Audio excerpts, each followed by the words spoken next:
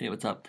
Um, this will be a little bit longer video, but it's a video that will give you a little information about the retreat as well as a date. What I'd like to do is next Wednesday. I think it's the 7th of November. If you can and want to, I'd like to meet at 5:30, from 5:30 to like 6 or 6:30, and just get together and answer any questions you may have or what it may look like to be a part, and maybe a little more detail about some of the team building activities and what we're going to do and what that looks like. So, meeting Wednesday night at 5:30, and I'll try to find a location, potentially in the youth center somewhere, but maybe somewhere else as well. So Wednesday, November 7th, 5:30. Okay, so let's talk about the retreat a little bit. Here's just a glancing shot or a drive-by of what we're going to be doing, and I'll have a couple videos that we're going to show. So it's actually going to start Wednesday night. So it'd be cool if you could be at the meeting and then stick around for the fuse and hear, because it's going to start. The theme and the thought process is going to start next Wednesday. We're going to look at Shadrach, Meshach, and Abednego, and Daniel, and a couple of stories that come out of there. But look at it as if they were living today, and so they won't know who I'm talking about. But I'm going to try to just tell a story of four teenagers and different things that they potentially had to stand up for and what that looked like. And because a big part of the retreat and the overarching theme of the retreat is we always talk about culture and where culture is and what that looks like. And so, if you watch any award shows or different things, especially the Video Music Awards on MTV, it seems like culture is going towards and heading towards that you're a part of this. You're a part of the story. You're not something that's far off, and so the gap between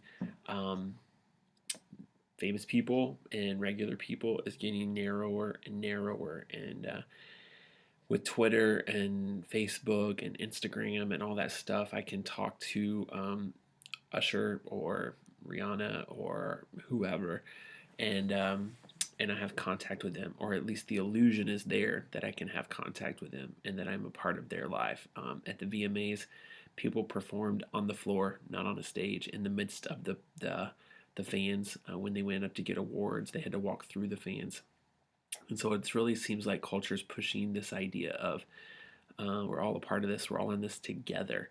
Uh, at the same time, while that gap between popular and us is getting narrow in culture, it feels like and it seems like the gap between the story of God and the story that should shape us and ourselves isn't getting closer and closer, but in fact, it's getting further and further apart. And so, how do we try to bridge that gap and allow the story that we find in Scripture to shape us? And I think a lot of times our culture thinks like it's so hard and it's so far out there. And so, how do we, as leaders and as people who are trying to get students to live into that, allow that gap to get close, to shrink, be the gap that's shrinking rather than the gap that's getting further away?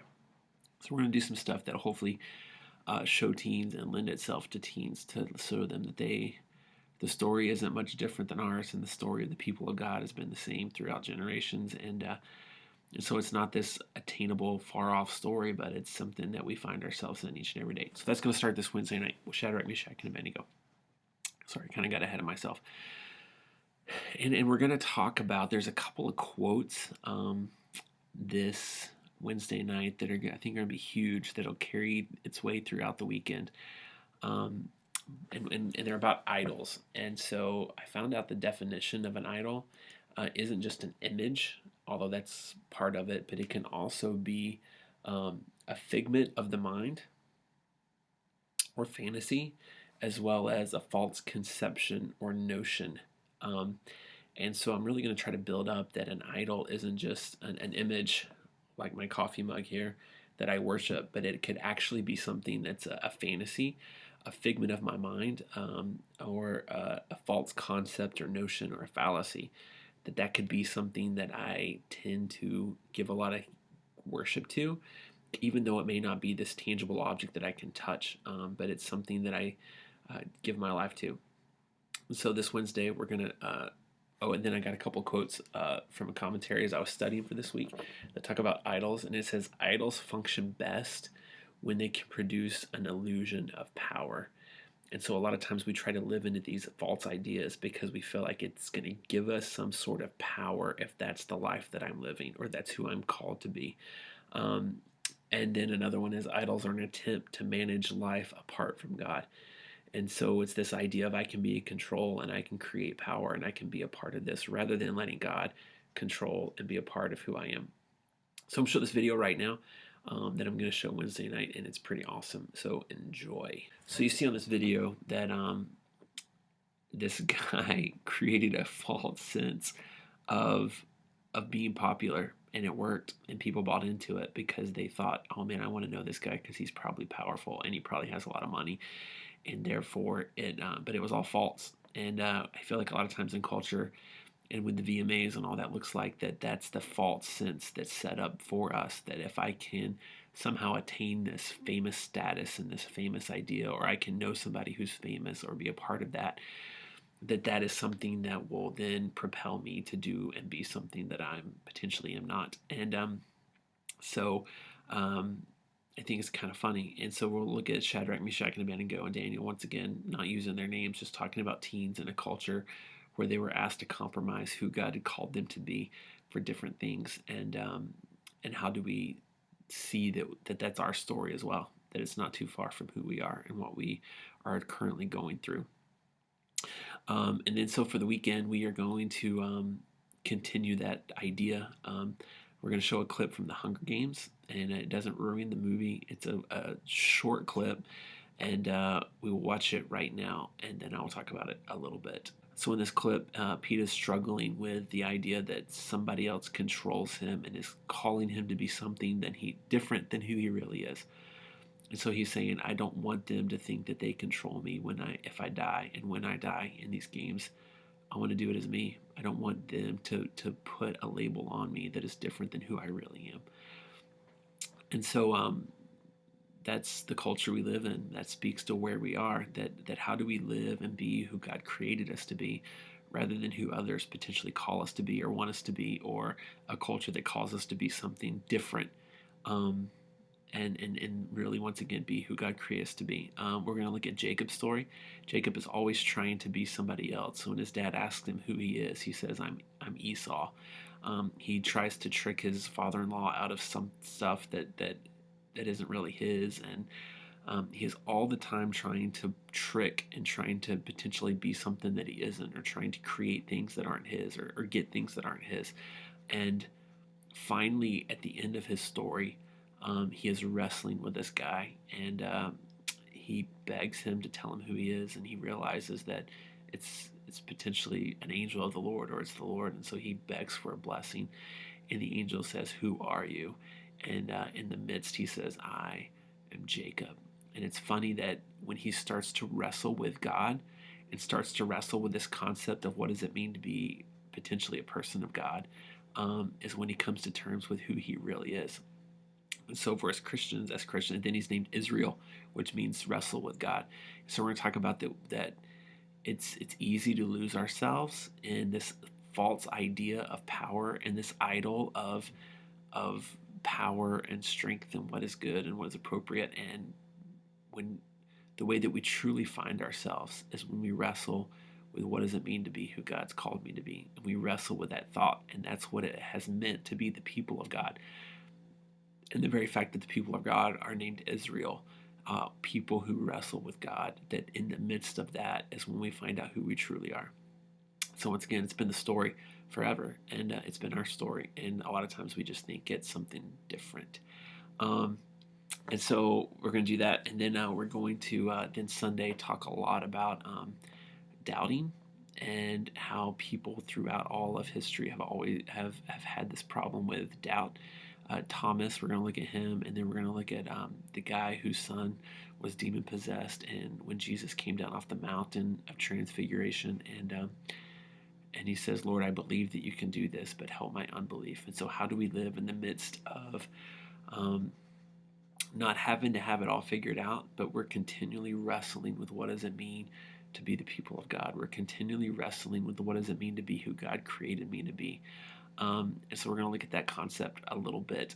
Then we're going to dive into the thought on Sunday night about Jesus and finding ourselves continually in the story, and how Jesus in John 20 is thought to be the gardener.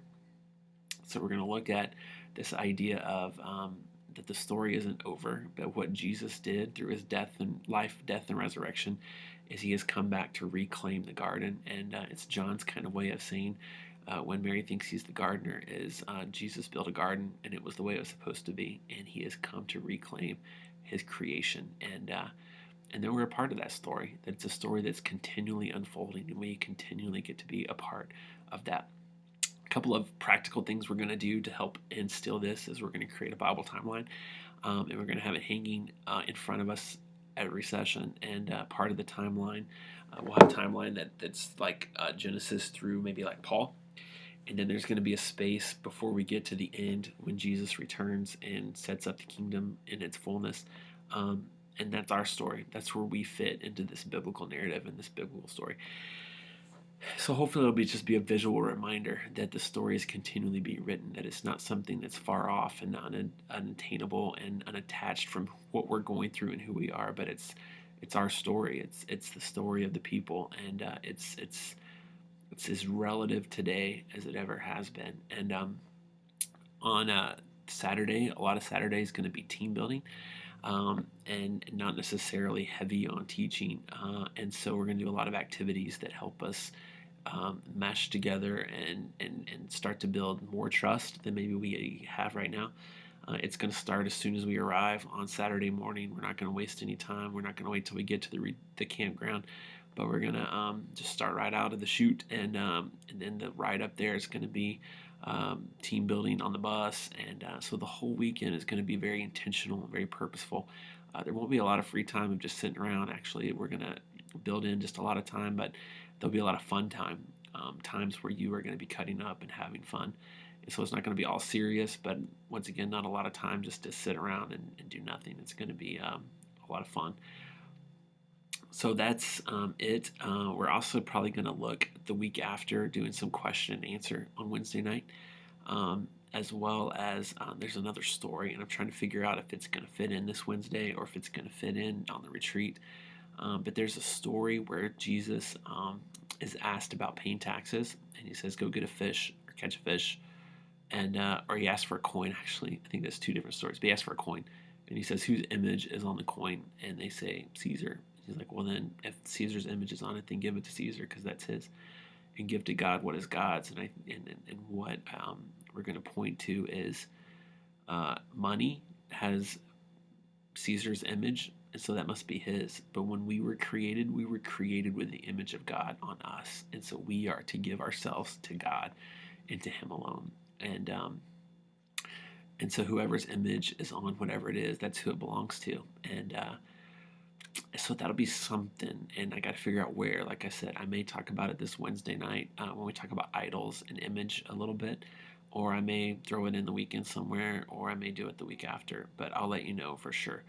I've attached a tentative schedule, so check that out, and let me know if you have any questions. And once again, Wednesday night we'll look at the team building stuff in particular and exactly what we're going to be doing throughout the weekend, and as well as clean up a little bit of the sessions and I'll have all the questions for each session, or potential questions and directions that you could potentially go with the teaching. And I think it's going to be an awesome weekend. Let me know if you have any questions before then. If not, hopefully I'll see you Wednesday at 5:30. And if not, we show up next Saturday, 8 a.m., ready to rock and roll. Thanks again. I know this is long, but once again, just want to give you as much information as I could. Talk to you later. Bye.